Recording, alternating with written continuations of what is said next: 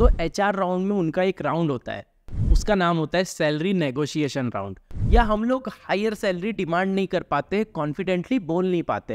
Hello everyone, आज की video में हम बेसिकली बात करने वाले हैं सैलरी नेगोशिएशन स्किल्स के बारे में। बहुत लोगों के साथ ये प्रॉब्लम देखी गई है कि जब उनकी जॉब लग जाती है, जब उनका इंटरव्यू क्लियर हो जाता है, तो एचआर राउंड में उनका एक राउंड होता है, उसका नाम होता है सैलरी नेगोशिएशन राउंड। और उस राउंड में हम लोग कम सैलरी लेकर आ जाते हैं या हम लोग हायर सैलरी डिमांड नहीं कर पाते, कॉन्फिडेंटली बोल नहीं पाते। ये काफ़ी चीज़ें ये सब चीज़ें काफ़ी लोगों के साथ होती है और काफ़ी स्टूडेंट या एम्प्लॉयज़ के साथ हुई है। ओके, कई बार तो ऐसा भी होता था, जब मैं इंटरव्यू देता था तो मेरे साथ भी देखा गया है कि मुझे कॉन्फिडेंट फील नहीं होता था कि यार मैं कैसे वहाँ जाके बोलूँगा कि मेरा इतने नंबर मुझे चाहिए या इतने लाख का मुझे पैकेज चाहिए। तो ये सब चीज़ें कैसे नेगोशिएट किया जाता है, कैसे आपके अंदर कॉन्फिडेंट बिल्ड होगा कि आप अच्छे सैलरी नेगोशिएटर बन पाओ या अपना क्लियरली कम्युनिकेशन बोल पाओ कि भाई मुझे इतने पैसे लगेंगे, इसके बिना मैं कंपनी में आने नहीं वाला हूँ। सुन के बड़ा अच्छा लग रहा होगा कि यार, या ऐसा भी फील हो रहा होगा कि इस तरीके से हम कैसे बोल पाएंगे यार कोई कंपनी को या एचआर को, क्योंकि हमें भी जॉब चाहिए, हमें भी चाहिए कि यार इंटरव्यू हमारे निकल चुके हैं तो लास्ट राउंड में ऐसा ना हो कि एचआर मना कर दे, नहीं नहीं तुमको नहीं ले रहे हम, हमारे पास बहुत सारे कैंडिडेट है, तुमने तो हायर सैलरी डिमांड कर ली है। ये भी डाउट मुझे आता था जब मैं फ्रेशर था। तो अगर मैं आपको पूरी चीज़ें समझाऊं, जैसे आप कॉलेज में हो, सबसे पहले हम कॉलेज का सिनारियो लेते हैं। सपोज आप कॉलेज में हो, कॉलेज में तो बेसिकली आपका प्लेसमेंट फिक्स होता है कि यार जो भी कंपनी आ रही होती है आपको बता के आ रही होती है कि इतने नंबर का हम आपको पैकेज देने वाले हैं। तो वहाँ पे नेगोशिएशन का कोई फंडा ही नहीं होता है। फंडा कहाँ होता है? अगर आप ऑफ कैंपस अप्लाई कर रहे हो और कोई स्टार्टअप है आपके पास, देखो बड़ी कंपनी का तो स्टैंडर्ड फिक्स होगा, बट अगर कोई स्टार्टअप है, छोटी कंपनीज है जहाँ पे स्टैंडर्ड फिक्स नहीं होता, वहाँ पे आपसे एचआर पूछेगा, अच्छा we are giving you 6 lakh package, are you happy with it? या 6 लाख के साथ आपको ये कंपोनेंट हमारी कंपनी देती है। तो उस सीन में क्या होता है, जब हम फ्रेशर होते हैं तो हम बोल नहीं पाते कि नहीं नहीं 6 लाख तो मुझे कम लग रहा है, कम से कम 8 लाख तो मुझे यहाँ पे चाहिए होगा जब भी मैं आपकी कंपनी ज्वाइन कर पाऊंगा। तो देखो मेरा एक्सपीरियंस ये कहता है कि अगर आपको आता है, आपके इंटरव्यू राउंड बढ़िया गए हैं, तो यार मुंह फाड़ो, वहाँ पे बोलो जाकर कि मुझे 8 लाख चाहिए है, मैं 6 में ज्वाइन नहीं करूँगा। आपको लग रहा होगा कि एचआर बोल देगा कि हमारे पास और भी कैंडिडेट है। नहीं, एचआर ने भी 3-4 राउंड आपके इंटरव्यू लिए हैं, कंपनी ने आपके ऊपर टाइम स्पेंड किया है, तो उस केस में कंपनी भी आपकी बात सुनेगी। तो आपको वहाँ पे अपना नंबर रखना है, जो भी आप नंबर डिजर्व करते हो, या आपको जो फील होता है कि इतना मुझे पैकेज चाहिए, या तो और भी कंपनी है जिसमें मैं जा सकता हूँ। तो आप क्लियरली कम्युनिकेशन रखो। नेगोशिएशन स्किल में ऐसा बिल्कुल नहीं होता है यार कि आप कुछ कम्युनिकेशन सीख लो या कुछ लाइन सीख लो इंग्लिश की, वो जाके एचआर के सामने बोलो, ये सब बिल्कुल नहीं चलता है। आपके माइंड में क्लियर इमेज होना चाहिए कि इतना पैकेज मुझे चाहिए और मैं ये बोलूँ। देखो एक और चीज़ याद रखना, कभी भी अगर एचआर आपसे पूछे कि what salary do you expect from our company, तो आपको क्या बोलना है? आपको वहाँ पर फर्स्ट बार में नंबर नहीं बोलना है। बहुत लोग ऐसा करते हैं कि पहले ही बोल देंगे 8 लाख, बट अगर ऐसा भी हो सकता है कि कंपनी ने सोचा कि आपको 10 लाख देना है, बट आप 8 लाख में मान गए हो, तो कंपनी ने अपना पैकेज 10 की जगह आपको 8 दे दिया। तो ऐसा ना हो कि आपके साथ अच्छा पैकेज मिलने की जगह आपको खराब मिल जाए और आपको पता भी नहीं चले कि कंपनी ने आपको कम पैकेज दिया है। उस केस में जब भी अगर एचआर आपसे पहले पूछे कि आपको कितनी सैलरी चाहिए, तो आपको क्या बोलना है? As per market standard I will be okay.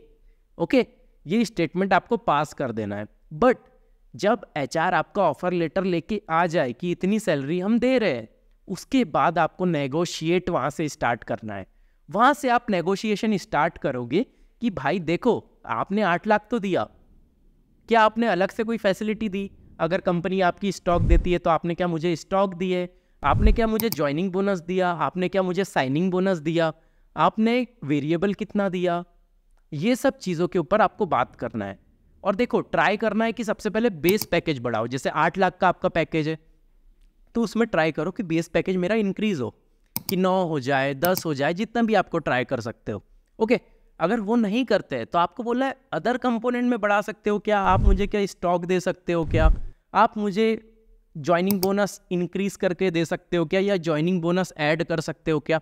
तो कंपनीज के अंदर बहुत सारे कंपोनेंट सैलरी के होते हैं जो सीटीसी के अंदर आते हैं।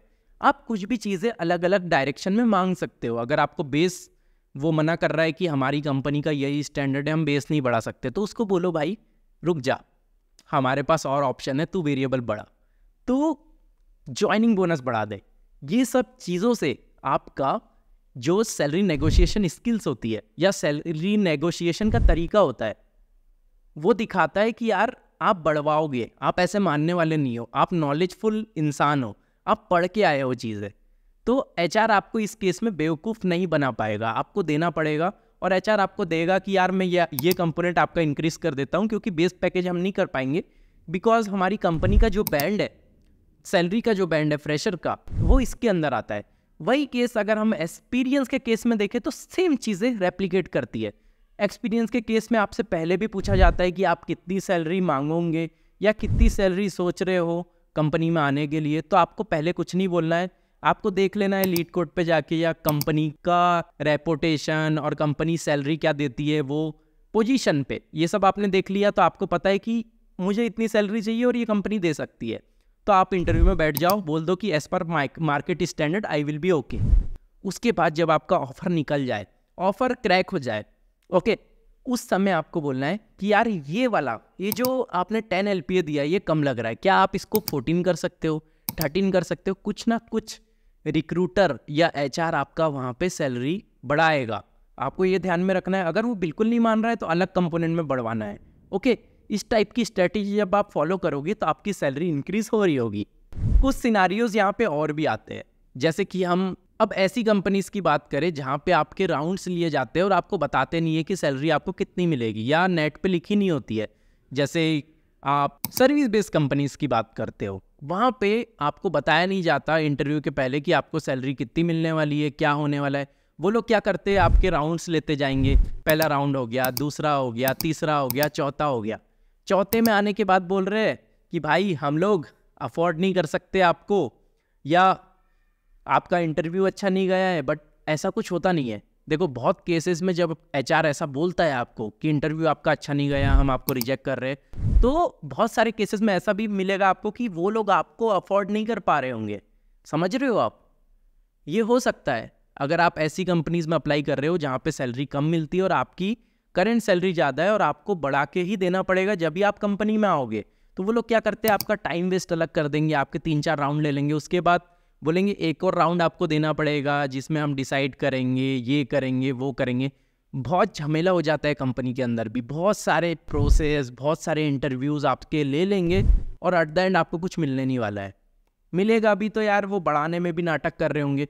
बहुत सारी चीज़ों में ऐसी सिचुएशन देखी गई है जो मेरे दोस्तों के साथ हुई है। मैंने भी कुछ टाइम में ऐसी सिचुएशन देखी जब मैंने कुछ इंटरव्यूज़ दिए थे। तो ये सिचुएशन आपके साथ आ सकती है। अगर आप बात करो कि मुझे ये सब कैसे पता, तो I am currently working in Visa as a senior software engineer और मुझे अभी तक 4 ईयर ऑफ एक्सपीरियंस हो चुका है। मैंने काफ़ी कंपनी में इंटरव्यू दिए और काफ़ी सारे राउंड्स क्लियर भी करे और काफ़ी सारे ऑफर्स भी मिले।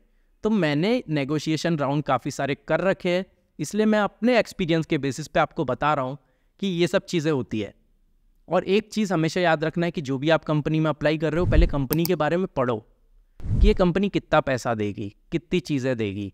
लोग ये नहीं करते। लोग क्या करते हैं, भाई मुझे नहीं पढ़ना, कंपनी का कॉल आ गया एचआर से, चलो चलो इंटरव्यू लेते हैं।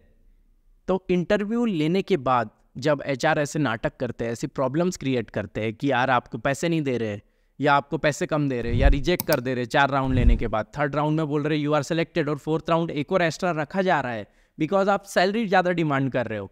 तो इस टाइप की सिचुएशन आपके साथ ना आए, उसके लिए आपको क्या करना है, कंपनी के बारे में पढ़ो। वो पोजीशन पे जिस पे आपको हायर करने जा रही है कंपनी, वो कंपनी कितना पैसा देती है वो पोजीशन पे। एम्प्लॉइज से पूछो, लिंक्डइन पे जाओ, एम्प्लॉइज से पूछो कि क्या रेंज है कंपनी की ये पोजीशन पे। कोई भी बता देगा, एग्जैक्ट सैलरी नहीं बताएगा बट रेंज बता देगा। उसके बाद लीड कोड पे जाओ, अलग अलग जगह जाओ, वहाँ पे देखो कि वो पोजीशन पे कंपनी क्या पैसा देती है। जब आप सब जगह देखोगे ना, तब आप क्लियर हो जाओगे कि ये कंपनी का इंटरव्यू देना है या नहीं देना है। तो कंपनी का भी टाइम वेस्ट नहीं होगा और आपका भी टाइम वेस्ट नहीं होगा। ओके हर बार कैंडिडेट की गलती नहीं होती है सैलरी नेगोशिएशन स्किल में या इंटरव्यू क्रैक करने में या अच्छा इंटरव्यू देने में। बहुत बार इंटरव्यूअर भी गलती कर देते हो और सैलरी नेगोशिएशन स्किल्स में एचआर लोग भी बहुत बार नहीं मानते हैं, क्योंकि कंपनी का इतना बजट ही नहीं होता है और आप इंटरव्यू देने पहुंच जाते हो। एचआर लोग भी देने देते हैं आपको इंटरव्यू, लास्ट में 4 राउंड लेने के बाद बोलते हैं कि भाई हमारा तो बजट ही नहीं है। तो बजट नहीं था तो आपने पहले क्यों नहीं बताया? पहले बता देते तो ना हमारा टाइम वेस्ट होता ना आपका टाइम वेस्ट होता। तो ये सब सिचुएशन आपको देख के रखना है, ये सब सिचुएशन सैलरी नेगोशिएशन स्किल्स में आती है। और मैंने आपको बता ही दिया है कि अगर एचआर नहीं माने तो उसको अलग अलग कंपोनेंट जो होते हैं सीटीसी के अंदर वो इंक्रीज करने का बोलो। फिर भी ना माने तो फिर तो भाई राम भरोसे है कहानी। फिर आपके ऊपर प्रॉपर डिसीजन है कि आपको जाना है या नहीं जाना है। कि आपका पैकेज 10 लाख है तो कंपनी ने बोल दिया हम 14 दे रहे, आपको अगर ठीक लग रहा है कि 14 मेरे लिए सही है तो आप जा सकते हो, और ठीक नहीं लग रहा है तो अपॉर्चुनिटी बहुत सारी मिलेगी, थोड़ा सा और प्रिपेयर करना है और आप अच्छी कंपनी क्रैक कर लोगे। सिंपल सा रूल है, कुछ ज़्यादा सोचने का नहीं है, कुछ ज़्यादा दिमाग नहीं लगाने का है। जो भी एचआर लेके आए उस पर अपना नंबर बोलो, खुल के बोलो कि इतना मुझे लग रहा है चाहिए है। अगर आप दे रहे हो तो ठीक है, नहीं दे रहे हो तो बता दो कितना दोगे। इतना दोगे आप सेटिस्फाई लग रहे हो कि हाँ मैं इतने नीचे तक, इतना लेवल अपना नीचे गिरा सकता हूँ और कंपनीज में आ सकता हूँ, तो उतना आपको फील होता है तो ले लो। और अगर ऐसा फील हो रहा है कि ये बहुत कम है, मेरे लायक का, मेरे को इससे अच्छा मिल सकता है, तो बिल्कुल reject that company. Okay, reject that company. ठीक है, क्लियर रखो अपने माइंड में कि इससे कम मुझे पैकेज नहीं चाहिए, इससे कम मिलता है तो मैं रिजेक्ट कर दूंगा वो कंपनी को। बहुत बार क्या होता है, हमें कॉन्फिडेंस नहीं होता जब हम पहली बार स्विच कर रहे होते हैं, तो हमें ऐसा लगता है कि यार कैसे मैं सैलरी नेगोशिएशन राउंड में पैसे मांगूंगा। देखो भाई, बहुत बार कंपनीज में ऐसा होता है, बहुत सारी कंपनीज में होता है कि आप जो ऑफर लेटर ले लेते हो एक बार, वही सैलरी आपकी बहुत सालों तक रहने वाली है।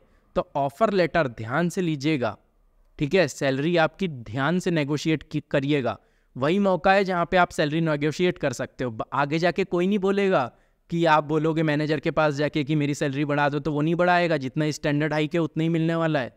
ये सब याद रखना है। ओके, तो ऐसे ही वीडियो देखने के लिए हमें फॉलो करें, और जो लोग मेरे बारे में नहीं जानते, इस टाइप के यूजफुल इंफॉर्मेशन वीडियो देखने के लिए चैनल को सब्सक्राइब करिएगा, वीडियो को लाइक करिएगा, और अपने फ्रेंड्स जो लोग ये सब इंफॉर्मेशन नहीं जानते उनको वीडियो को शेयर भी करिएगा। मिलते हैं नई वीडियो के साथ, तब तक के लिए टेक केयर, बाय बाय, सी या, हैव अ गुड डे।